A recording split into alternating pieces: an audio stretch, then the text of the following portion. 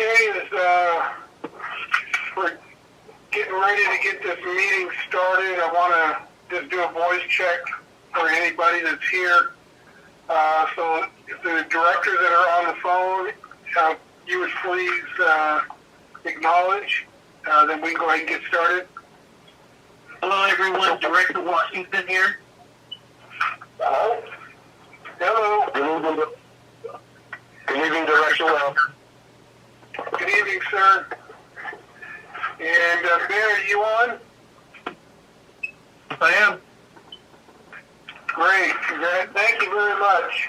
I would like to remind everybody before we get started, so if you could mute your phones, that way the background noise doesn't come through on everybody else's phone, and then when you want to go ahead and speak, unmute your phone, and that way you can be heard. I'd appreciate that. Okay, with that, let's call the meeting to order. And roll call. President Redwood. Here. Vice President Whitland. Present. President Leslie Washington. Here. Director Byron Glennon. Here. And Director Ben Stewart. Here. Okay, please rise for the Pledge of Allegiance.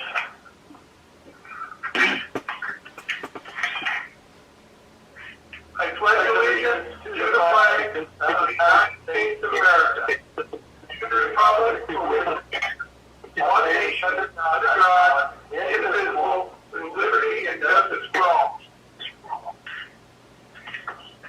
I'd like Rick to sing the national anthem for us now, if you will. Rick?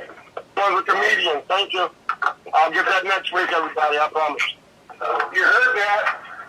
We're going to hold you to it. We'll have a full band here to play, too, remotely. I'm impressed. I'm a bad. Okay, do I have a, let's see, Steve, do you need me to pull that one action item before we approve the agenda, or approve the agenda first? We're just tabling it. So when we get to it. Okay, got you. Okay, have a motion to approve the agenda? So moved. Second. Okay, motion was made by Director Glennon, seconded by Vice President Webb. Roll call vote, please. President Redwood. Yes. Vice President Whitland. Yes. President Washington. Yes. Director Byron Glennon. Yes. Director Ben. Yes. Okay, motion carries 5 yeses to 0 noes. Okay, public comments. At this time, I will dispense with the reading of the statute. But anybody that wishes to address the board on any matters pertaining in our jurisdiction, I'll be happy to hear it now. And also, if there's any comments that you have in regards to agenda items, later on in the agenda, you'll also be given an opportunity to speak then as well. So if you, for members of the public, if you wish to speak, I would ask that you state your name first, and then go ahead and make your comment. So at this time, any members of the public wish to comment?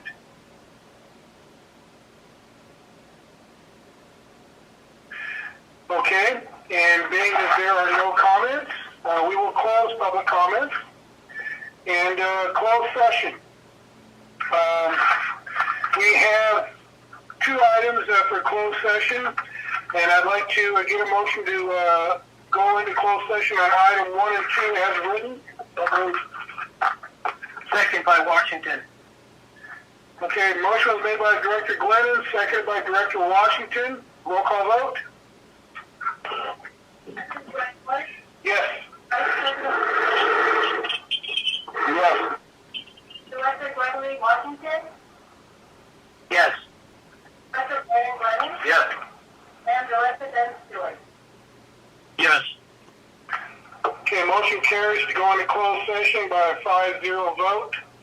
And we are adjourned to closed session at 5:35. Gentlemen, please hang up your phone and call back on the assigned number for closed session. Thank you.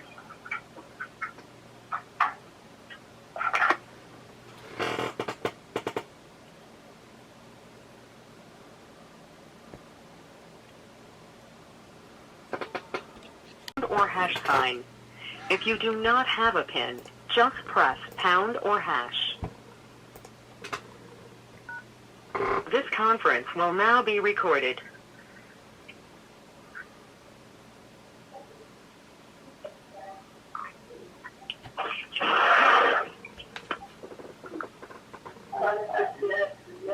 Doing? You in the back?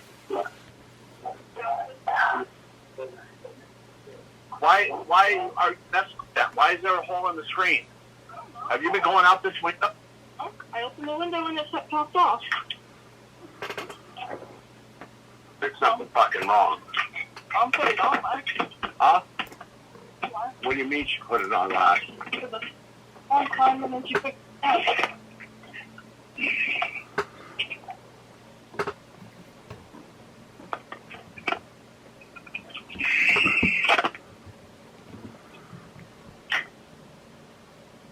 Try closing your window.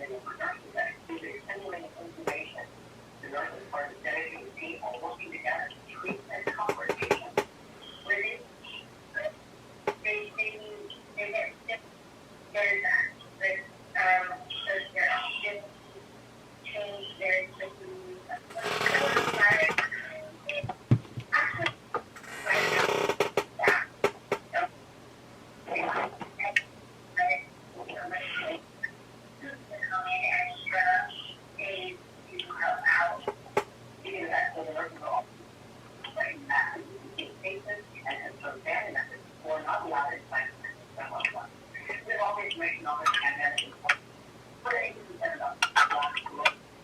naturally cases in our internet. Which that material came off. Family members and family are things will support during COVID event. It's tomorrow, I will do is and their ABC program leading up, meeting them there, day post. It started tomorrow morning, with the students all day long. You'll be able to learn about 2 or 3 curriculum things. You don't know. I don't looking forward to that, David. I never really send them down for you, exactly all. And or so that's why I'm looking for some shot from some of you to Southern California before rain on forecasting, especially July. It's just the law that comes from Southern California here. Yes, it's always scattered. Just we have so much rain last night that extra rain. But as I mentioned, the rain is going to increase again after by July. Looks like July this weekend. Nearly that day across the South California. So therefore, we're going to keep that winter storm warning for these going up to Hollywood. However, there's a several possible people around that fire or watch. If you see out the first shot in the South County, we'll be able to let that spot your head up on you. All right, now we're moving forward with that. And they're doing up 9 with so many families at home. They've already children and family services on the front lines of this pandemic. Coming up, we're going to talk to their executive director to see what they're doing to make sure that children are not abused. Inventory has been challenges for students, so they were virtually dropping into one classroom. What was because the students all of their learning beyond their textbooks in their kitchen and their backyard.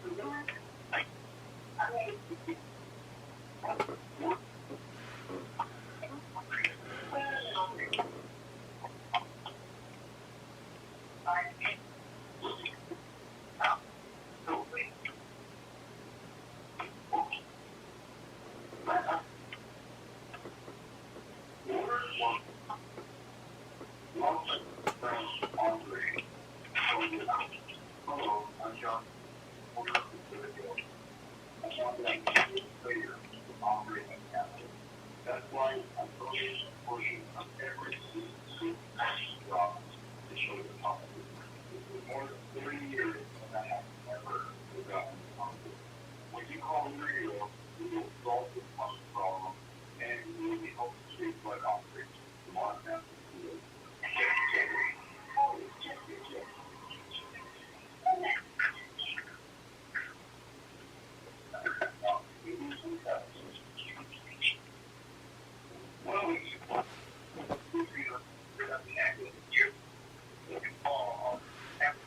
Are concerned about high levels of stress for these families, and one reason we're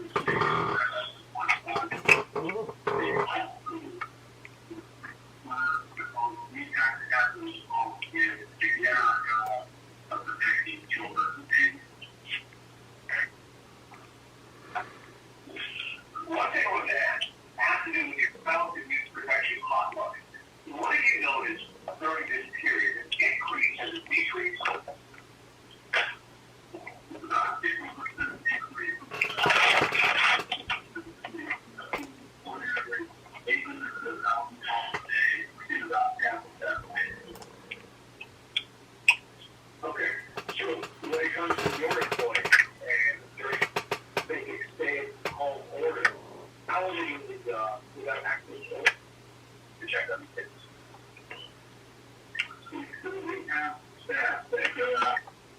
Oh, sure. Carry on. That you call me.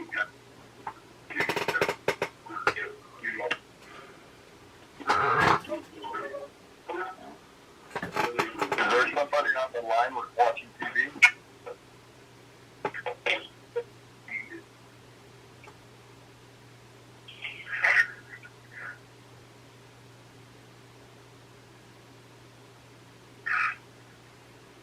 They're still in closed session, so it's going to be a few more minutes. Oh, John, the Sounds good, John. You got Tom Lowen on the line. Okay. John, the Roseman News thought the open session began at 6. Yeah, it does. I'm not sure what's going on in there, but they're running a little over. Okay, I don't want to butt into the closed session.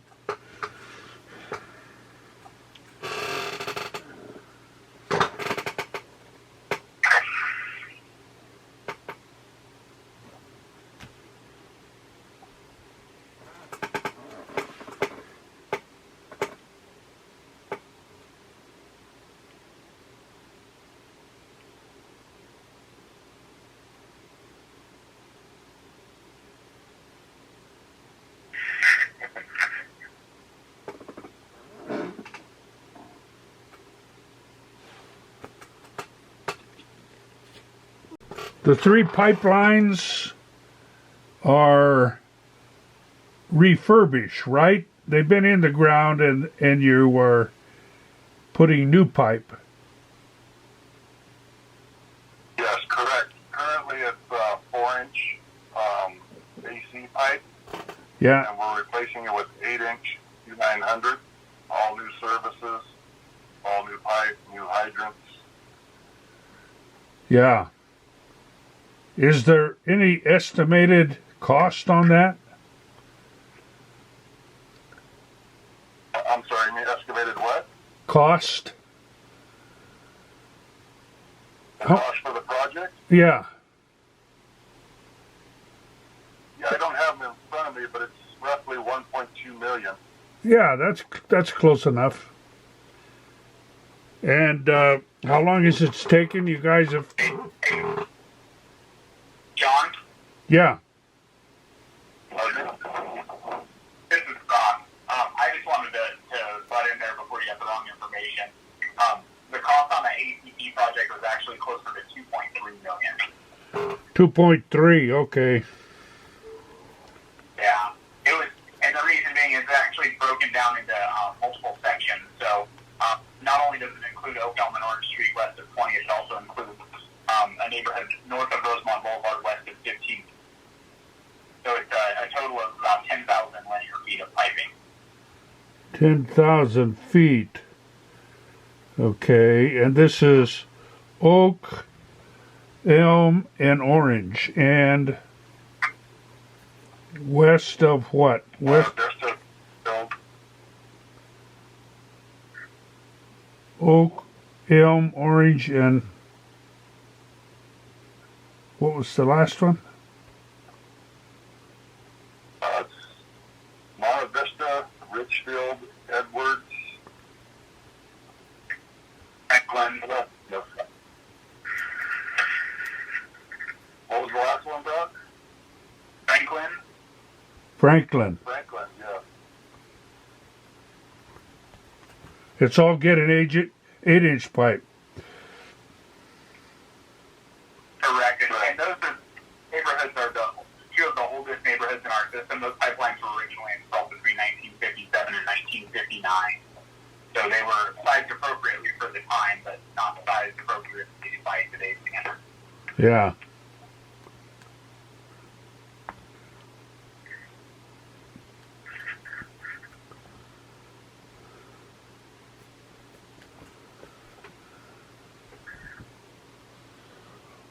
When do you think you'll be finished? If that stuff will be done by July 1st. Okay.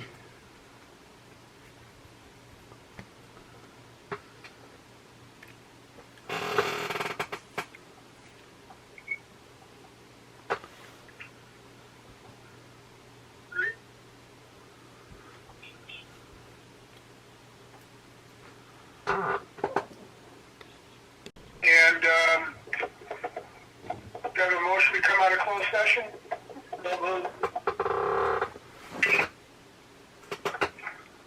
And do I have a second? Second, Mr. Washington. Okay, motion made by Director Glenn, seconded by Director Washington. Roll call vote. Yes. Vice President Rick Webb, Yes. Director Deputy Washington, Yes. Byron Lennon, Yes. and Director Benson. Yes. Okay, motion carries 5-0. And public report on action taken in closed session. There is no reportable action. And now we'll move into our regular board meeting open session. And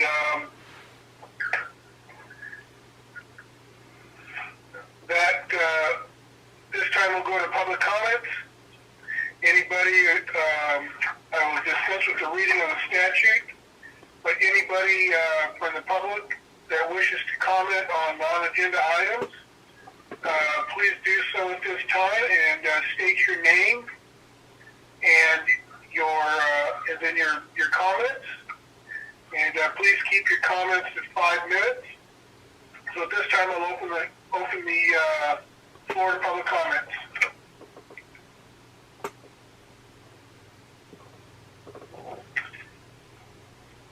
Okay, being as there are no public comments, I will go ahead and close public comments. And I'll move to minutes. Do I have a motion to approve the minutes, M1 and M2? Motion from Director Washington. Okay, motion was made by Director Glenn, second by Director Washington. Roll call vote. President Greg Wood, Yes. Vice President Rick Webb, Yes. Gregory Washington, Yes. Director Byron Lennon, Yes. and Director Benson. Yes. Okay, motion carried 5-0. Consent calendar. Have a motion to approve the consent calendar? So moved. We have a second? Director Webb, second. Motion was made by Director Glenn, seconded by Vice President Webb. Roll call vote? President Greg Wood, Yes. Vice President Rick Webb, Yes. Director Gregory Washington, Yes. Director Byron Lennon, Yes. and Director Benson. Yes. Motion carries 5-0. This time we go on to presentations. PR1, Water Reclamation Plant Project Update. We should have John or Brock on the line.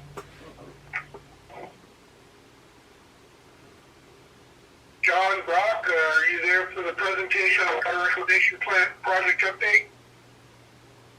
Yes, John, Mrs. Brock. Go ahead, John. I was just going to let them know you were going to give the wastewater. All right, thank you. The wastewater treatment plant project has seen some delays in the past 2 weeks.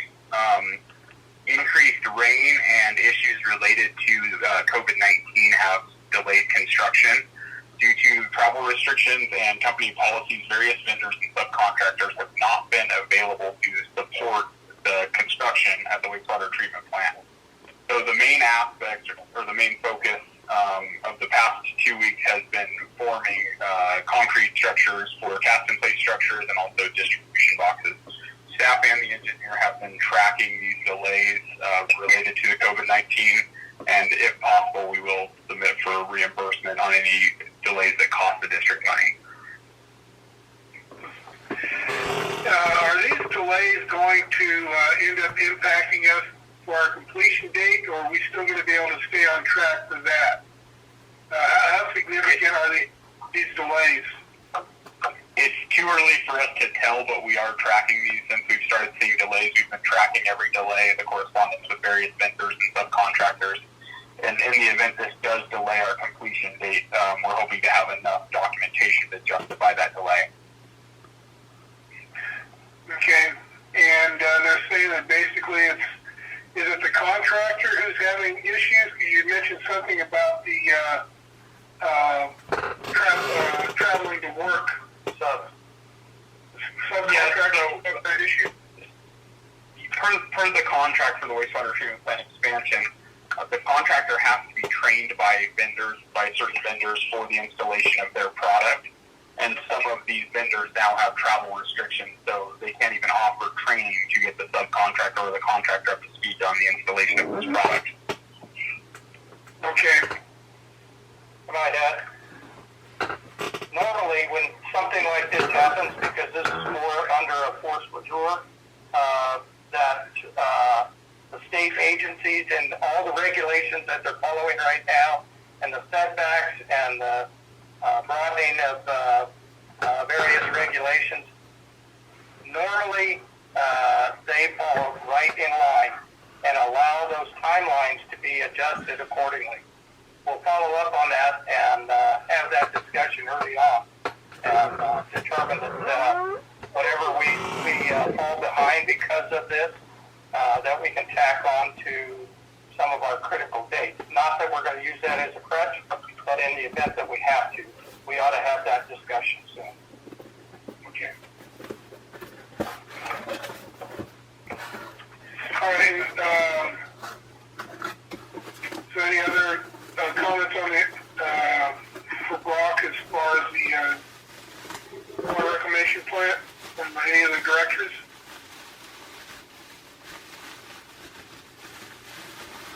Okay, Brock, go ahead and carry on, please. I think John was going to take the ACP pipeline project update, so I'll pass that on to him. Okay, thank you. So the ACP pipeline project, the street oak has been completed. The main line is in. All the service lines are in. They're doing their pressure test. That street is passed. They've put the main line in from oak to orange on granite, and they've put all the main line in up elm and have got over half of the service lines installed also, along with hydrants have been installed on both streets, and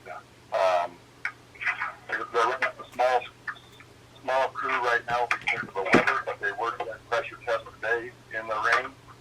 So that project is moving right along. Okay, great. And I've had to run some errands. I've driven up the freeway. It looks like they're making great progress on the ACP line, from what I can see. Yeah, like I said, they were held back a little bit by the rain, but they continue to do whatever they can while it is raining. So stuff's still getting done. Cool, that's great. Okay, any comments from the directors for John on the ACP pipeline? No. Okay, well, thank you, John, for your update. Okay, at this time, we will move to the public hearing.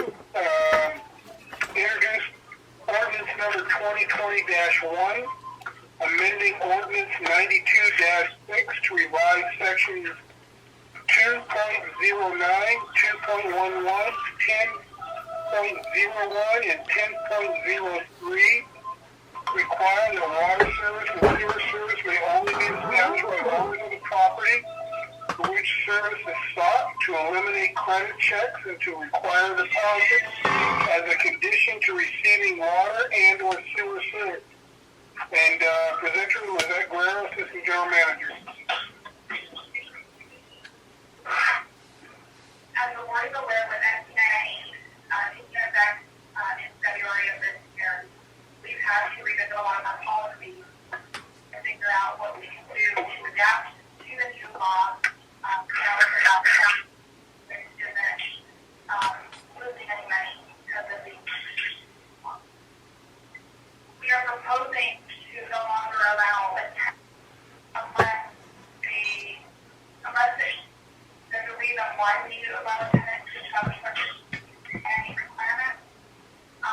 When we allow a property owner to establish service, and the reason for that is any time people move out and the district doesn't find out until weeks down the road, and the home may have transitioned owners.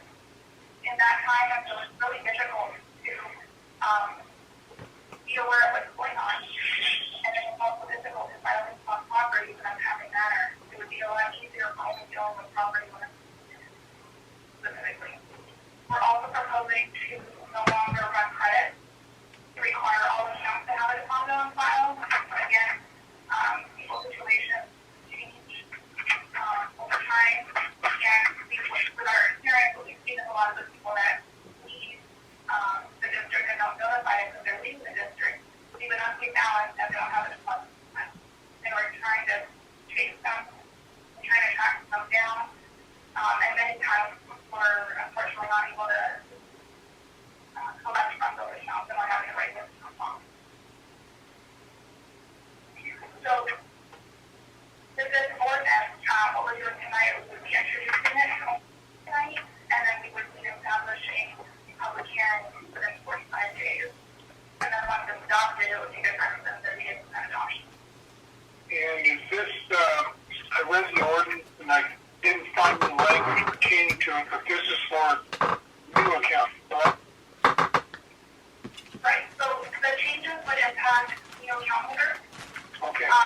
We would work with the account holders to transition to the property owners over time. But again, that would be something Mando?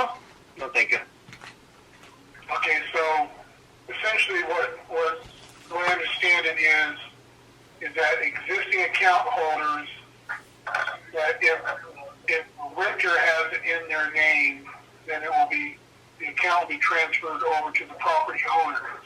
But current homeowners that already have accounts established, they're good to go. Right. Okay, good.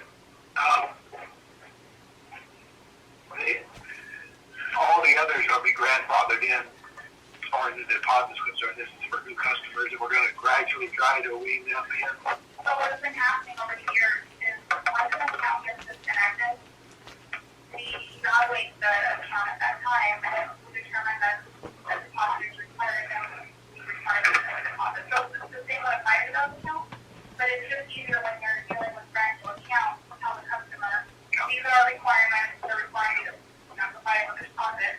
It's just easier to deal with them at that point. I'm fine with that. What do you think is the percent of homes that the bill will now transfer from, and I'm assuming that the bill will transfer from the renter to the homeowner? What's the number there? I don't know the exact percentage, but I know we deal with a lot of tenants. I know when I sit down at the counter, interact with customers that are trying to establish an account. So the majority of the time, I want to say maybe 40% of the time, we're dealing with tenants. What will we say to the homeowner? I assume now the bill is going to the homeowner, not the renter. And the homeowner is on the hook. Is that what I'm assuming? With the current policies, they would still be liable for that bill. They have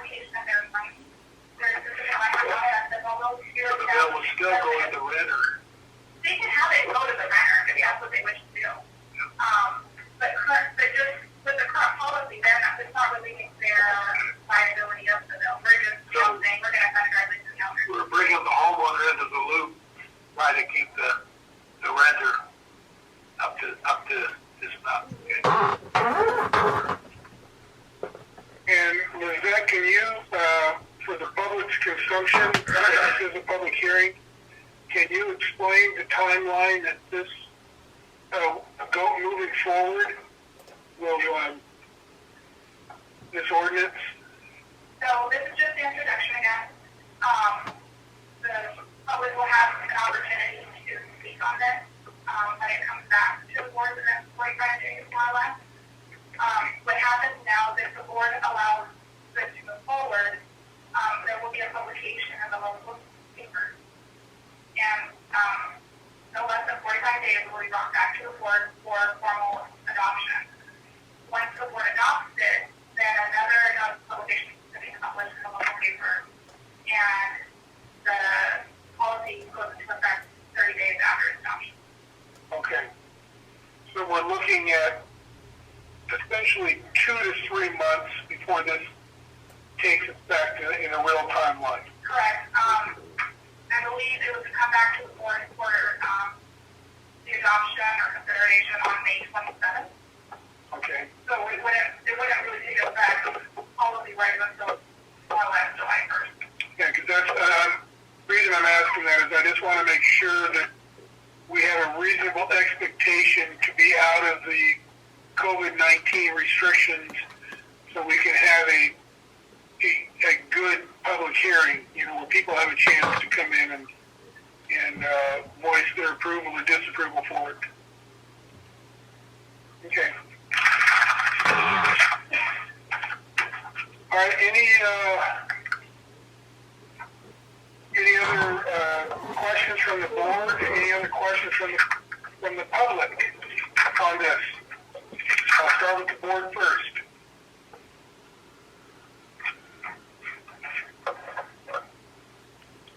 Okay, any questions from the public on this?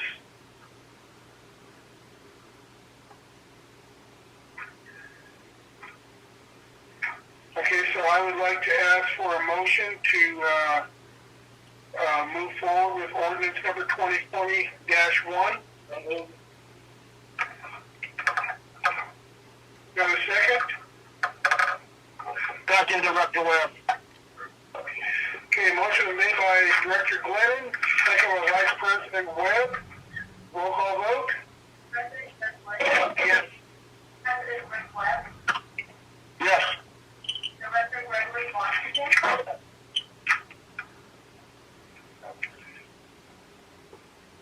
Director Gregory Washington? Yes. Director Byron Glenn? Yes. And Director Nancy Stewart? Yes. Vote carries 5-0. And with that, we'll move on to new business. New business 1, adopt resolution number 2020-8 to temporarily modify certain provisions of policy 3040 of the Administrative Handbook. Presenter Steve Perez, General Manager. In regard to the COVID-19 and in response to that is the potential of us being in emergency status, it was felt necessary that because of the social separation that we're going through, that in order to respond to an emergency, that we would ask that temporarily increase some of the values contained within this resolution 2020-8.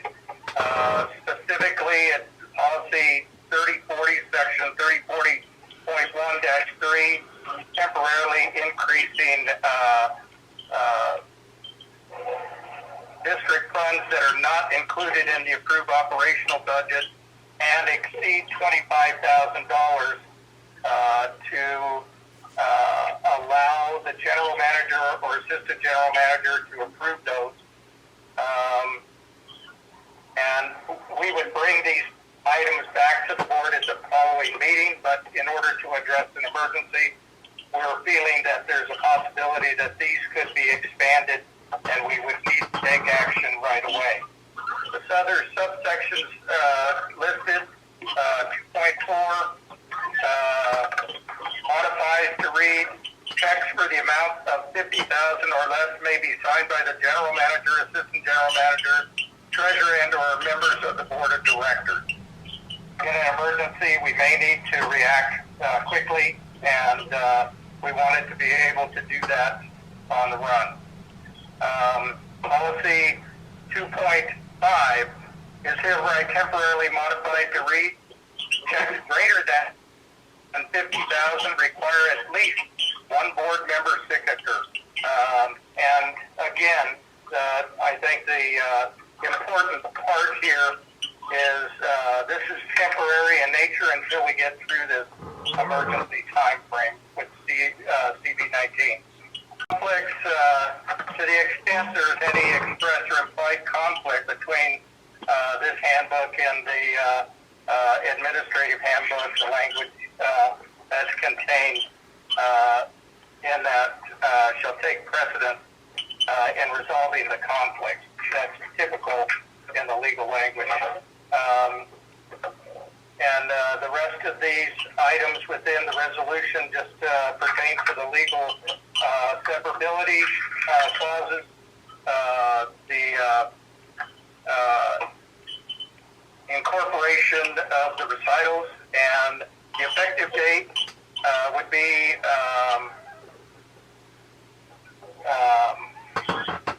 immediate for 90 days. Okay. Steve, one question on this. I realize it's temporary. I read the ordinance, I wasn't really clear. Does this automatically revert back to its current form at the end of 90 days, or does it have to come back to the board for an action? It's only good for 90 days, it reverts back. Okay, yeah, that's fine. I'm hoping that within 90 days we're out of this pickle and things get back to normal. Okay, do you have any questions from the board on resolution 2020-8? And are there any questions from the public before we take action on this item? Okay, with that, I'd like to ask for a motion to approve resolution number 2020-8. Can we get a second? Okay. Motion is made by Director Glennon, second by Vice President Webb. Roll call vote. Yes.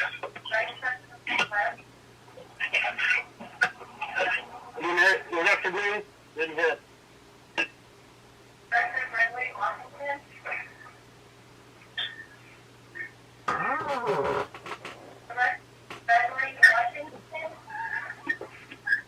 Yes. Director Byron Glennon Yes. and Director Ben Stewart. Yes. And did Director Webb come through? Yeah. Yeah, Director Action does a yes for Director Webb. Thank you, sir. Okay, motion carries 5-0. New business 2 on resolution number 2020-9. It has been requested by staff that this item be tabled until our regular board meeting on the 22nd. I believe it is the 22nd. 22nd or 27th? To a future date. Let me just double check here on the calendar. Yes, that would be the 22nd of April. He just said to a future date. Or to a future date. Yeah.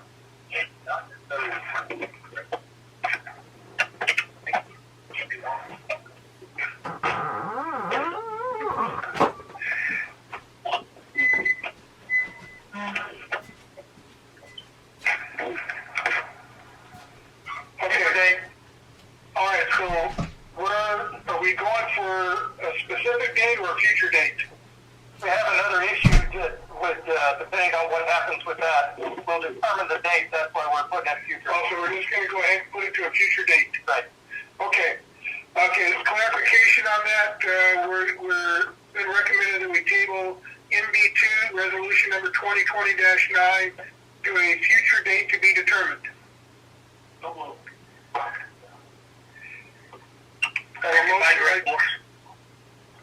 Okay, we have a motion by Director Glennon, seconded by Director Washington.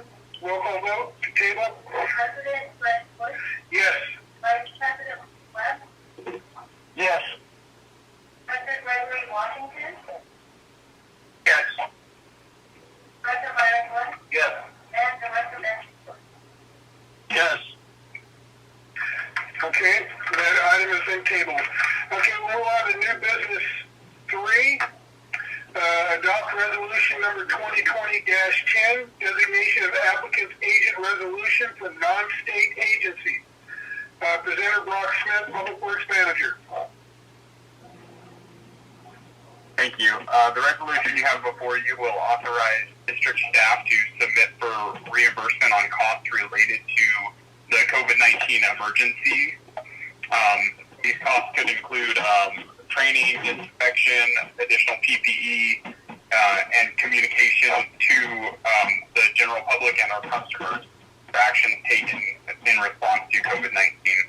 This resolution is the first step in allowing district staff to submit for reimbursement through FEMA's grant portal. Sounds good to me. Okay. Any comments from the directors? Thank you, Brock. Do you have a motion to adopt resolution number 2020-10? Second by Director Washington. You were too late. Motion was made by Director Glennon, seconded by Director Webb. Roll call vote. President Brett Bush, Yes. Vice President Rick Webb, Yes. Gregory Washington, Yes. Director Byron Glenn, Yes. and Director Benson. Yes. Okay, and now director's reports, comment, future agenda items. Oh, I'm sorry, any public comment on resolution number 2020-10?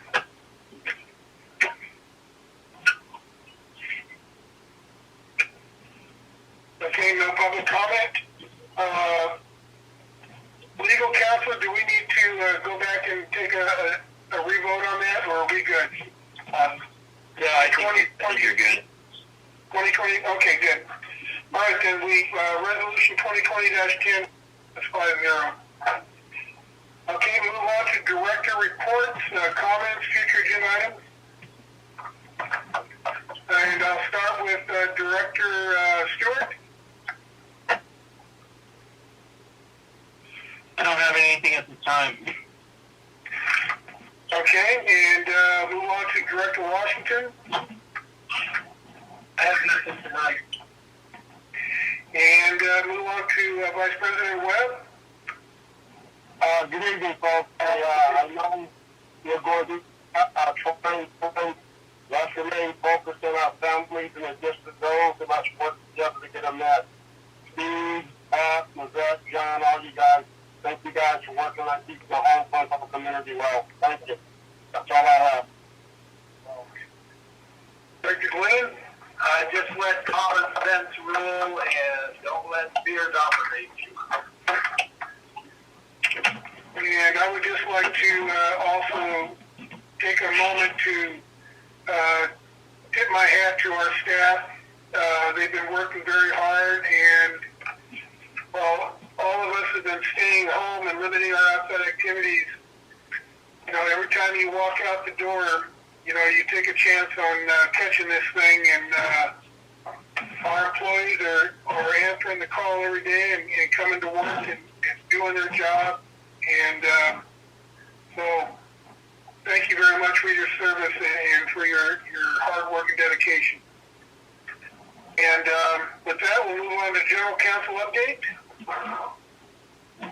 Sure, in conversation with your assistant general manager, I think it was last week, we were talking about what various public agencies are doing for their board meetings and other public meetings in light of the governor's suspension of certain provisions of the Brown Act. So I thought I'd just give you a report from the field in terms of what other agencies are doing. And I'm sure you're seeing whether it's AVEC or any other agencies over there, what they're doing. Most of them look a lot like what this board is doing. I know that some counties are not allowing the public to the boardroom, in the Board of Supervisors chambers, but they will allow project proponents in. So the project proponents are in person with the supervisors who are appropriately socially distanced from one another, but otherwise the public is left outside, and then they can call in or watch by video. So video conferencing and teleconferencing is being used. With the other water districts that I represent, everything is 100% teleconference or video conference. People are using Microsoft Teams or Zoom or Cisco WebEx or GoToMeeting or things like that you've probably seen and heard about. But for the most part, districts like your own are 100% teleconference with the appropriate notices on the agenda so that the public can call in and listen in and participate. It can be something of a logistical headache, making sure that the public can comment when we don't know who's out there on the phone, but that's just something folks have to work through. So, in speaking with Lizette, I just wanted to let the board know that how you're handling the situation is right in line with what the other districts that I represent and work with are doing to accommodate the governor's order and then also transparency under the Brown Act. And that's all I have to report. Thank you. Any questions of our attorney? Thank you, Joe. And General Manager update? Yeah, I think what I'd like to do is kind of cover the report that Brad had provided at our request to determine after the instituting SB 998 and COVID-19 impacts. I wanted to make sure of where we stood in the district financially. And he writes that these are unprecedented times with many unknowns. However, with all this uncertainty revolving around COVID-19, the related shelter-in-place orders, and the availability of essential items such as food and water, wondering whether the district can continue operations and make payroll should not be one of them. I'm providing a detailed report and cash summary in order to assure you that the district is in a secure financial and economic position at this time. The report that he provides is broken up into three parts, basic sections. Total cash position by fund and reserve, cash, order of use, and related payback planning, and future considerations. The total cash position, first things first, the district is just fine financially, as shown in the attached table as of March 31st. The district has $18,319,458.64. Now, before everybody gets excited because we have that much money, much of that money is programmed. It is restricted and is there for various approved projects. While the majority of these funds are set aside for specific projects or for purposes pursuant to policy, the operating budget for the last 3 fiscal years have been just above or below $8 million. This means the district could feasibly operate on its existing cash position for over 2 years. However, you have to understand that if we drew monies in order to accomplish that task from other sources, we would be depleting reserves and other such monies. Cash, order of use, and related payback planning. Currently, the district operates on a statistically smooth trend of cash inflows and outflow in the approximate amount of $600,000 every month. As seen in Table 1, the operating cash position is almost 3 times that, $1,752,452, which means the district could operate for 3 months without collecting any revenues from its customers for tapping into any of its reserves. Now, Having said that, I don't want the public to start running around saying that we have enough money and they shouldn't be paying their bills.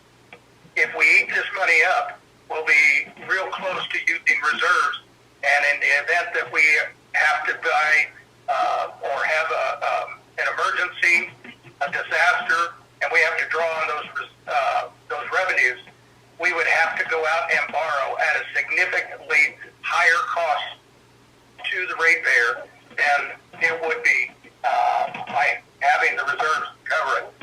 Should the pandemic carry on into many more months, the district could tap into its unrestricted cash reserves of $7 billion, applying the same principles from above. The amount could last as long as an additional 10 to 12 months. The same caution go along with that. Stepping away from operations to emergencies in the event of another unknown, the district has emergency reserve in the amount of $1,045,000. And those reserves for emergencies are what we would probably end up drawing from first if we did it amongst this emergency.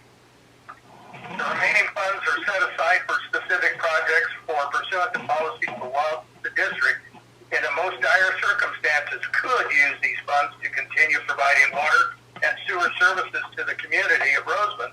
The board and management would need to think thoroughly through using these funds and how to pay them back should it come to that. Future consideration. The major hurdle that water agencies are expected to face in the exaggerated impacts of SB 998. As you know, the bill has already pushed the collection timetables away from the district's advantage. With the legislature now looking at future no shut-off timelines, we may need to consider the possibility of lost revenue and alternative ways to recoup that money from the state, federal emergency funding, FEMA, but at the time, we don't believe the potential uncollectible amount to be such that it will materially impact the district's ability to continue providing essential services to the community and paying our employees.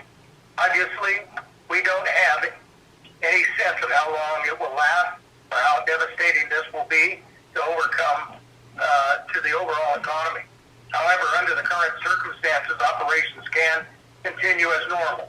We will continue to closely monitor cash collectibles and report back to you as necessary. Currently, finance staff is analyzing the trends of utility-related receivables and cash collections for January, June, and the last 3 years. This analysis will provide a deeper understanding of the potential for increase in uncollectibles accounts and related cash flow. But understanding these potential impacts on more microeconomic level, the board and the district management can proactively prepare and respond in a timely manner. We appreciate the efforts of the district staff on the front lines continuing to live out the mission of the Roseman CSD. While we are supporting the district remotely, we are regularly in touch with management and available to serve. If there are any further information you would like to know about the current financial practice of the district, please feel free to call me at any time. Thank you. And it was presented by Brad Rockland. This is the more detailed report that I had briefed you on last. That was coming forward. Okay. Great. Thank you. Finance, good supervision. Well, I got to tell you, there's revenues there, but to draw on those revenues would be devastating to the district in the long run. Right. Any questions of our general manager? Thank you, Steve. Any public comments on our general manager's update? Can we move on to assistant general manager update? Was that?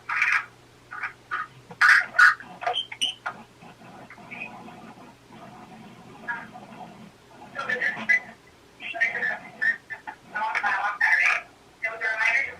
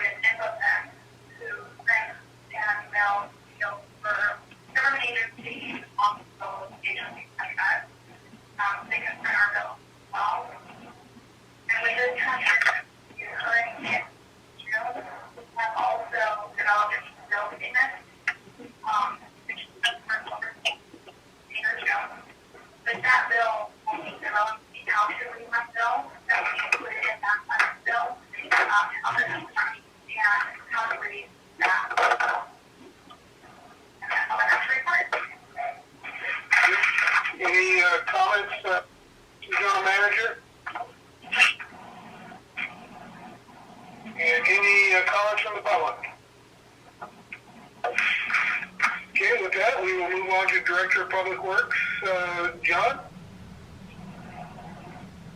Okay, well, the public works crew has been out daily, checking all of the sewer lines, making sure we're not having any backup, because we have noticed 50% increase on the amount of stuff coming down the sewer line at the wastewater treatment plant.